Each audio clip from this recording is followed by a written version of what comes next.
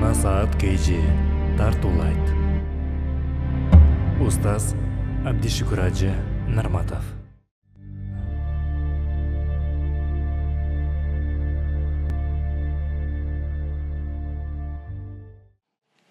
Урматтуу мусулман бир тууганым, пайгамбарыбыз саллаллаху алейхи вассаламдын ушул хадисин угуу үчүн пайгамбарга бир салават.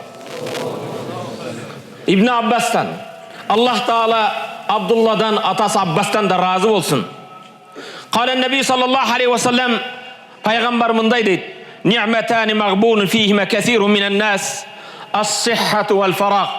Эки чоң нимат бар, эки чоң байлык бар. Бирок көп адамдар ошону баалай билбейт.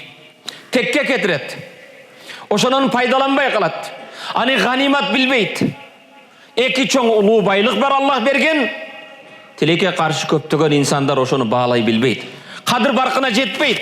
Ал кайсы эки нимат байлык? Ас-сихха ден соолук, вал фараг боштук, вакыт. Ден соолугуңуз өтө чоң байлык. Ден соолук ар бир адамдын башындагы тажы. Бирок аны ооруган адам көрөт. Оорубаган адам башындагы алтын тажын көрө албайт. Биринчи Аллах Таала берген байлык ден соолук экен. Экинчи вал фараг бош убакыт.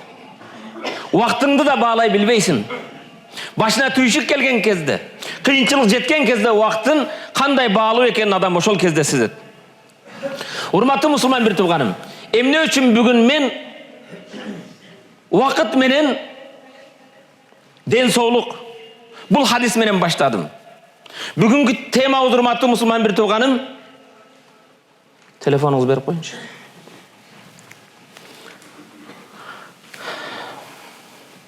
Алланын кулдары, менин диндеш бир туугандарым, бүгүнкү менин темам ушул уюлдук телефон жөнүндө. Бардыгыбыздын чөнтөгүбүздү толтурган. Жашообузда эч мындан ажырай албай калдык. Жашоодун бир бөлүгү болуп калды. Мында көптөгөн пайдалар бар.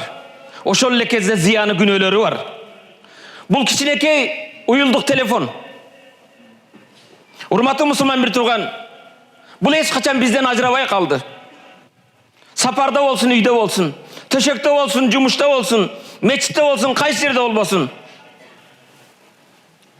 Урматтуу мусулман бир тууган, бул уюлдук телефон аркылуу бири-бирибиз менен байланышабыз.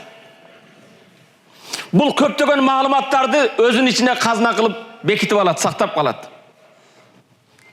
Бул, урматтуу мусулман бир тууган, ар бир адамдын колунда, байдын да, кембагалдын да, чоңдун да, кичиненин да, эркектин да, аялдын да, кала берсе кичинекей наристелердин. Урматтуу мусулман бир тууганым, бүгүнкү жума баянында бул уюлдук телефондун пайдасы жөнүндө сүйлөйүн деген маселе эмес. Пайдасы да көп. Ооба кээ бир нерселерге токтолоюн.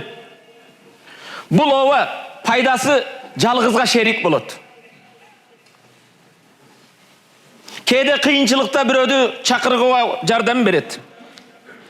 Бул элчи катары. Алыска кабар жеткизесиң. Пикириңди, сезимиңди башкага айтасың. Пайдалары бар, урматтуу мусулман бир тууган. Бирок пайдасы жөнүндө өзүнчө сөз болот. Алыста жүргөн баласын сагынып, баланын мээримине суусап жаткан ата-эненин суусун кандырат. Кээде ушул байланып, аны менен көрүшөт, балдары менен сүйлөшөт. Бүгүнкү күндө балдарын кайсы жер шаарынын кайсы булуңунда болбосун, кээде сүрөттөрүн көрүп, ата-эне кубанат. Кээде алыска берген, көзүнүн кареги болгон, турмушка узаткан кызы менен кээде байланышат энелер. Бул телефон менен тууган урук менен карым катташта болсо болот. Досторуң менен жакшы байланышта болсоң болот. Пайгамбарыбыз саллаллаху алейхи вассалам өзүнүн хадисинде мындай дейт: "Ва мен кана ю'мину биллахи вал яумил ахир фальясил рахима." Кимде ким Алланын барлыгына, бирлигине, акырет күнүнө ишенсе, туугандар менен карым катнашын бекемдесин. Бүгүн бул карым катнашка бекемдетүүгө да жардам берет. Алыстагы ата-энеңдин, бир туугандарыңдын акыбалын сурап турууга чоң жардам берет. Пайгамбарыбыз саллаллаху алейхи вассалам: "Ла ядхулул жанната ал-кати', ла ядхулул жанната кати'ун." Тууган урук менен карым катнашты үзүп койгон адам бейишке кирбейт дейт. Кээде ушул эле телефон менен тууган урук арасын үзүп коюусу да мүмкүн. Эки бир тууган бири менен сүйлөшпөйт. Бирин карама каршы келген кезде жүзү күрүп кетишет. Урматтуу мусулман бир тууган, динибизде тууган урук менен карым катнашты үзүп койгон адам бейишке кирбейт. Эмне үчүн агаң менен сүйлөшпөйсүң? Эмне үчүн тоюңа, жакшылыгыңа эжеңди чакырбадың? Арзыбаган бир эки карыш материал үчүн, арзыбаган бир чычка кулак үчүн, арзыбаган тыйын тыпыр үчүн жылдап айлап сүйлөшпөй араздашып жүрөт. Пайгамбарыбыз саллаллаху алейхи вассалам Алланын барлығына билге иман келтірген бендеге 3 күннен артық тарыну арам дейт. 3 күн инсансың, тарынсаң болот.